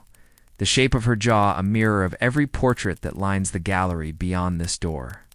The hush holds its breath as the quill passes to the groom, ink blotting. On the page, like spilled blood that will never dry, the bride's hand is last. Her father lifts her veil just enough for her eyes to find the spot where her name waits. Her fingers tremble, but the hush steadies them, pressing down on her shoulders, slipping through her sleeves like a draft in the stone wall. She writes each letter carefully, as if shaping her own cradle with every loop and stroke. When it is done, the hush exhales, a long sigh that rattles the scrolls on their shelves. The scribe sprinkles sand to dry the ink, then rolls the parchment tight and binds it with a ribbon already frayed from hands that tied to many vows before. He tucks it into a coffer lined with others just like it, contracts that smell faintly of rose oil and sickness, of orchard winds that never quite break through barred windows. The coffer clicks shut, a lock that holds more than paper could. Ever bare alone. The bride lowers her eyes as her father tugs the veil back into place. The hush settles on her shoulders like a bridal cloak.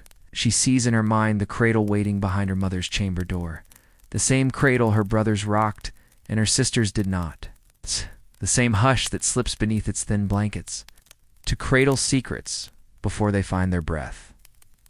Outside the window, the orchard branches tap against the glass, restless in the wind that brings no mercy tonight. The hush presses tighter, roots winding deeper beneath the table, where ink and blood have married them all once more. No one speaks as the candles are snuffed. No one lingers to watch the coffer carried back to its dark alcove. Only the hush remains curled around the scrolls like vines grown wild in shadows that no gardener will ever tame. Let your own breath loosen now, as if the ribbon around your chest has slackened just enough to let sleep slip in. See 19 waits in the hush of the nursery hall, where a nursemaid's song drifts through cradle bars for babes who will not wake come dawn. Rest here, where the ink dries and the orchard roots twist deeper in your dream.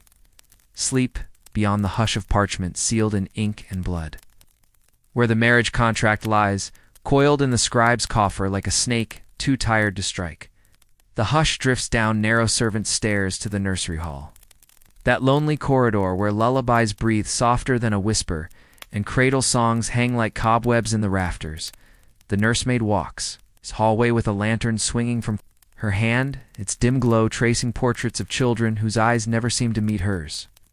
They hang in battered frames, painted faces pale as milk, cheeks touched with a blush the hush knows was never warm enough to last. Some bear the same sharp jaw that curls the family's blood back on itself, others so small they look half-finished. as if the painter could not bring himself to add the last brushstrokes before the hush came to cradle them first, at the end of the corridor waits, the nursery door warped and swollen from winters to cold, summers too damp, secrets too heavy to keep the latch from sticking. Inside, the hush smells of milk and dried lavender tucked between the sheets. 3 cradles stand side by side, their rockers worn smooth by the same calloused hands that lift and lay down each fragile shape when the night grows too heavy to bear alone. One cradle holds a child barely more than a sigh. His breath rattles through his chest like wind through orchard branches, lungs too small to carry the hush away. The nursemaid hums for him the same song she sang for his sister who rocked in this very cradle only 2 winters ago, her cradle, song slipping into silence before the orchard trees could bloom again. A second cradle stays empty now, sheets folded neat and cool, the faint scent of rose water and candle smoke rising when the hush stirs the lace canopy. The nursemaid's hand rests there sometimes, palm pressing against linen as if she might feel a ghost heartbeat echo back through her bones. She knows better, but the hush makes room for foolish wishes here, where no one listens but the portraits in the hall. The third cradle creaks as she nudges it with her knee. This one holds a girl, eyes wide open in the dark, lashes fluttering. Each time the lullaby wavers in the nursemaid's tired throat, the child stares at the ceiling beams as if she can see through them to the orchard beyond. To the cradle song drifting among branches that will never bend beneath her footsteps. In a low rocking chair by the hearth, the nursemaid hums on, voice rasping at the edges like parchment rubbed too thin.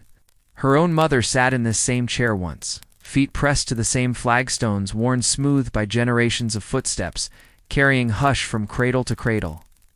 She remembers the lullaby drifting up the corridor when she was a girl herself, standing just outside the door with her ear pressed to the wood, breath caught in the hush that never really let her go.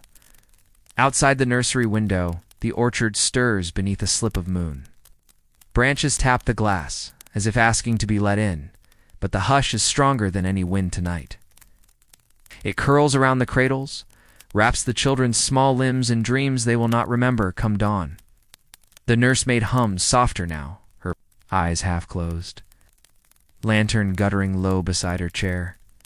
Sometimes she wonders if the orchard knows, if the roots feel every heartbeat that slips back into the hush before it can grow strong enough to run barefoot through the grass.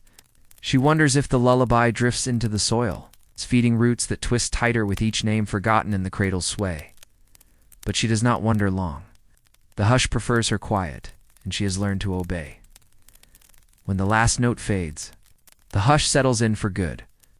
The child in the first cradle sighs once, his breath like a moth's wing brushing the pillow. The girl in the third cradle drifts at last, lashes still trembling against cheeks gone soft with sleep. The nursemaid tucks the blankets close, fingers brushing the curve of a jaw that might one day bear the same shape as the portraits in the hall.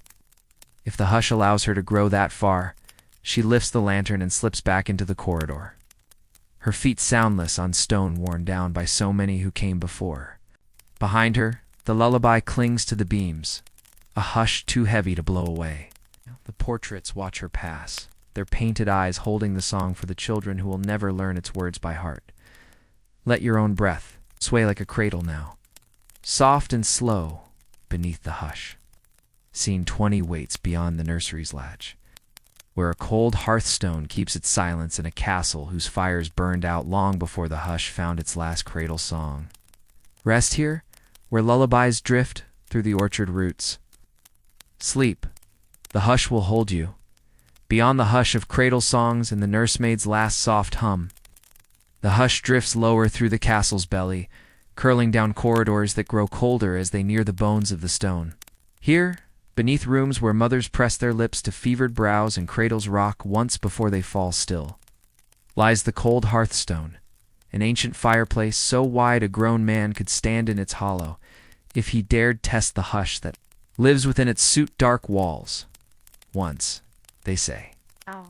This hearth burned hot enough to warm every chamber above, smoke twisting up the great flues that snake behind portraits and tapestries. Great oak logs crackled through winters so deep, the orchard branches snapped beneath the weight of snow.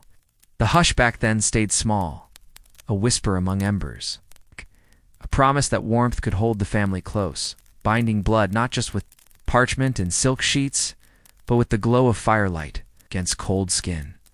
But those fires dimmed as the centuries slipped past. The wood piles dwindled, the orchards bore fruit too bitter to sweeten the wine, and the hush found its way into the mortar between stones. One by one, rooms were shuttered against the wind, tapestries hung to keep drafts from whispering secrets.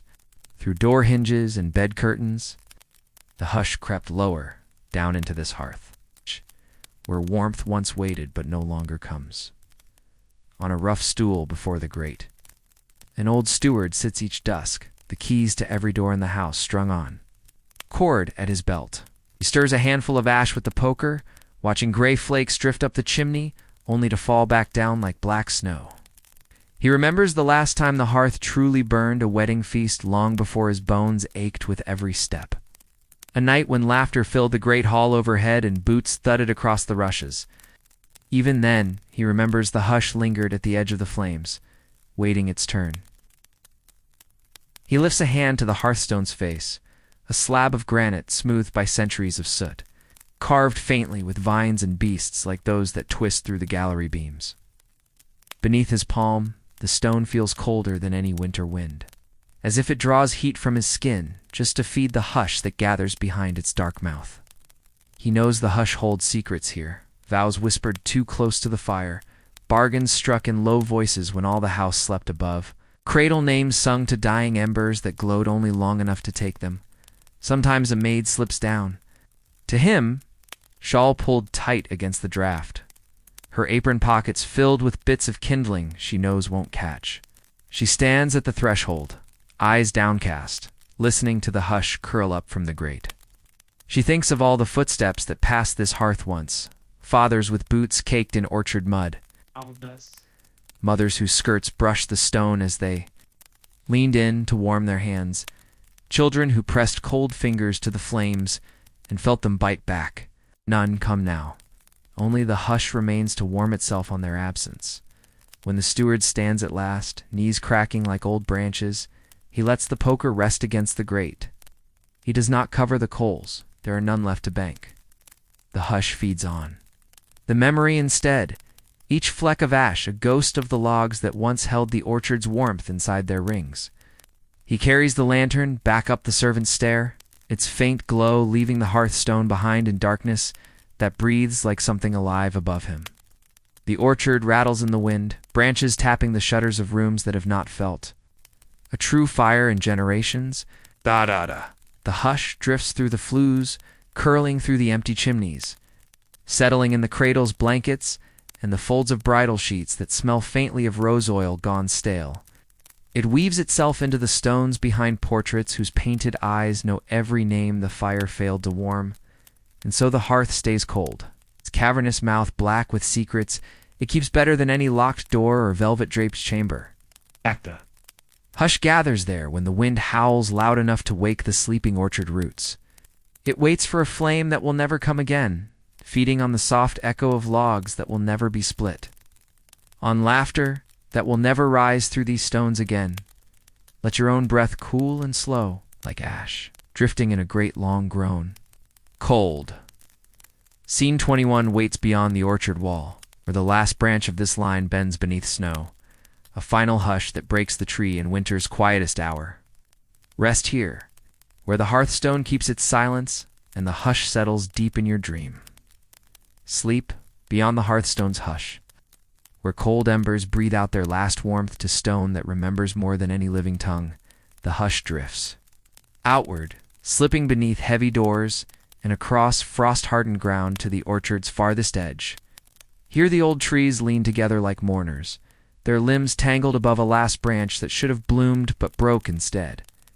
Snapped beneath the weight of winter's softest hush, it was a cousin's child, a boy born too late, too thin.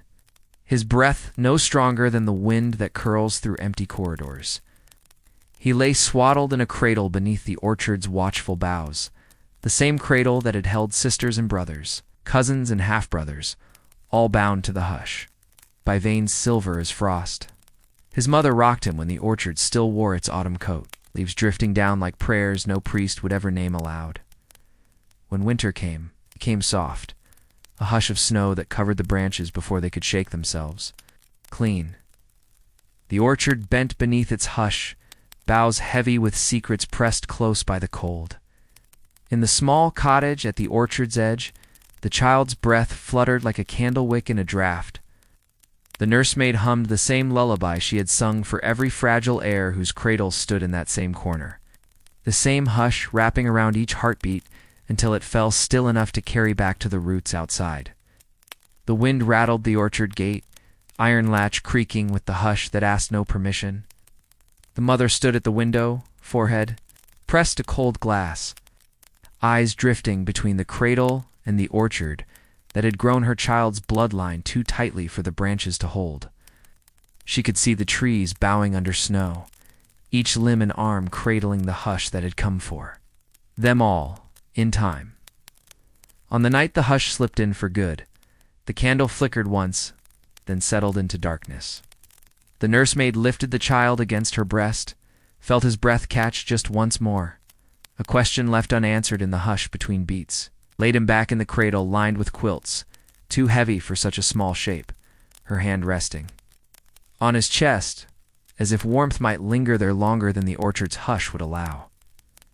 At dawn, snow covered the orchard wall, the path to the castle buried beneath drifts, soft as a lullaby.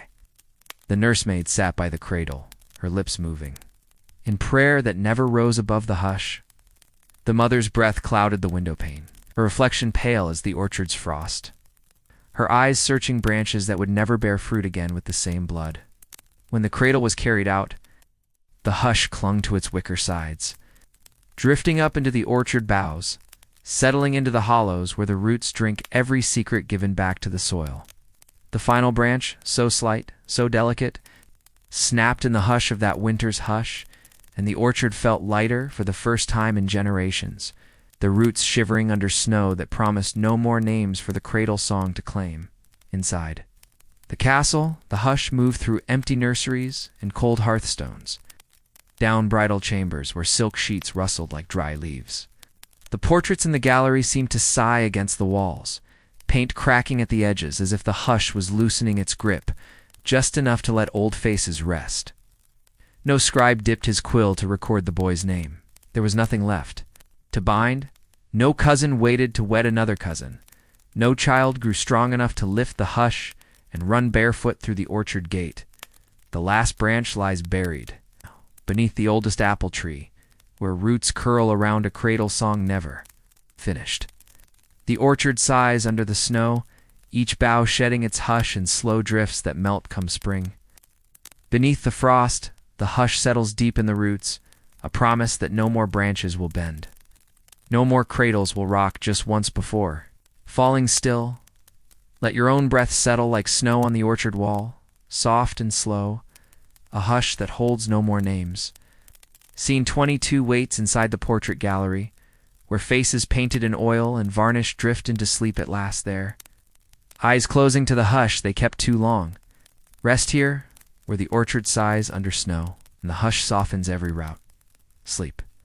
The tree dreams on without you now, beyond the orchard wall. Where the last branch broke under the hush of winter's breath, the hush drifts back through stone. Corridors to the portrait gallery, that long, narrow hall where oil and varnish hold generations in a gaze that never blinks. Here the hush settles differently. It presses itself between the frames, seeps into the cracks in the plaster where candle smoke has yellowed the corners. It breathes against each painted face, waiting for eyes to close at last. The portraits hang close together, edges almost touching, as if the hush must bind them shoulder to shoulder so they never slip from memory. Some are grand, velvet gowns, crowns balanced above brows, too heavy for the thin necks beneath them. Others are plain, a simple lace collar, a child perched on a mother's lap, eyes wide with the hush that wrapped them even before the cradle. The song fell silent. No footsteps echo here anymore. The gallery's rushes have grown thin and dusty, worn smooth where servants once paused to bow their heads before passing on. Oh. Their whispers live in the hush now, the nursemaid's lullaby. The steward's sigh at the cold hearth, the mother's breath caught on a prayer she could not speak. They gather in the hush like moths caught in spider silk, held fast against the canvas. One portrait leans slightly where its hook has slipped. A girl with hair brushed long over her shoulder, her eyes pale and rimmed in the soft shadows of a jaw that marks her blood too clearly. Her painted hands hold a sprig of orchard blossom, petals frozen forever, blooming even as the real orchard sleeps under snow. She never bore a child. The hush made sure of that, her cradle song cut short by the same roots that drank her name deep into the soil.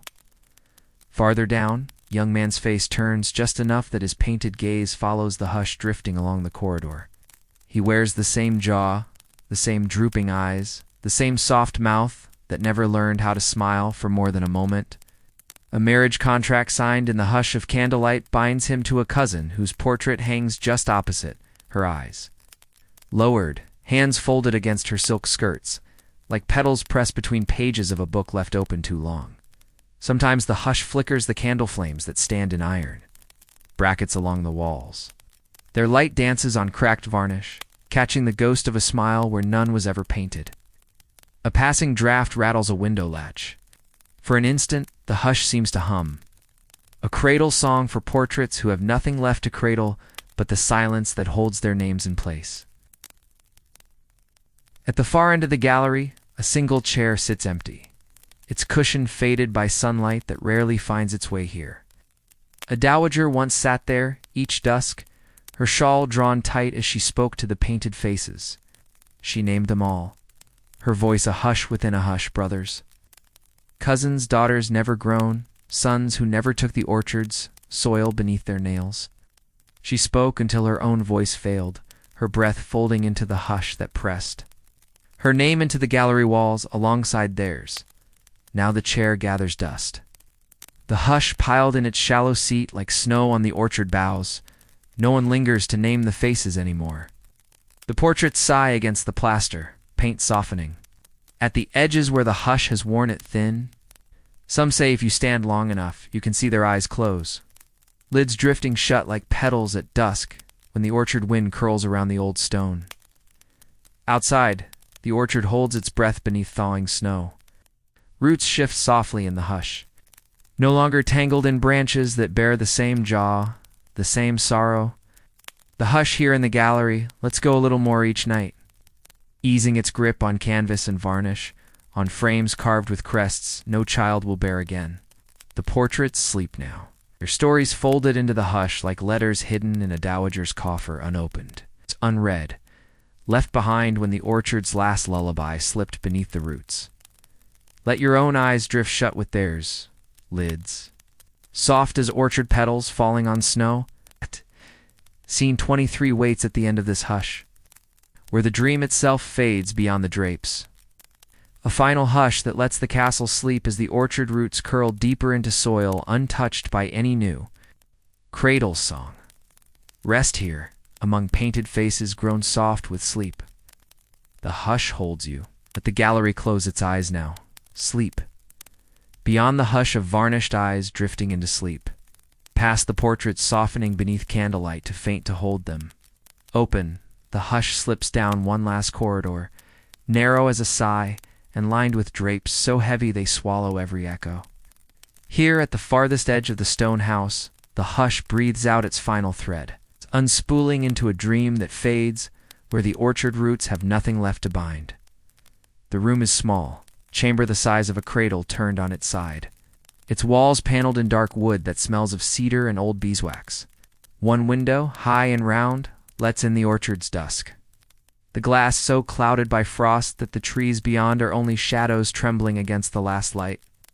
A single candle guttering on a shelf throws its glow against the hush like a heartbeat that flickers then rests. The bed here is no grand canopy dressed in silks, only a narrow frame tucked with woolen blankets.